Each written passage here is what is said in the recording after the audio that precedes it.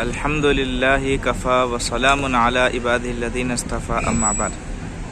محترم ناظرین، یہ جو میدان آپ دیکھ رہے ہیں یہ وہ میدان ہے جہاں پر اسلام کی پہلی عظیم جنگ بدر کا انعقاد ہوا تھا۔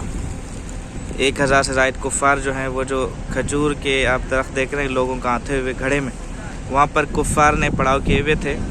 اور یہ جو میدان ہے یہاں پر حضور پاک علیہ الصلوۃ والسلام کے صحابہ کی جماعت نے پڑاؤ کیا تھا، اسلامی لشکر کا پڑاؤ یہاں پر تھا۔ اور یہ جو مسجد ہے حضور پاک علیہ الصلوۃ والسلام کا خیمہ اس مسجد کی جگہ پر تھا۔ مسجد عارش اس کو کہتے ہیں، چونکہ آپ علیہ السلام کے خیمے کا نام عارش تھا تو آج بھی اس مسجد کو مسجد عارش کے نام سے جانتے ہیں۔ تو یہ وہ عظیم میدان ہے جس نے اسلام اور کفر کی سب سے بڑی لڑائی، سب سے پہلی جنگ غزوہ بدر کو دیکھا تھا، جو کہ کفر اور حق اور باطل کے درمیان میں امتیازی فرق رکھتی ہے۔ اللہ تبارک و تعالی حضور پاک علیہ الصلوۃ والسلام کے وسیلے سے شریک بدر، شہدائے بدر کے صدقے سے ہم سب پر رحمت فرمائے اور ہم سب کی مغفرت فرمائے۔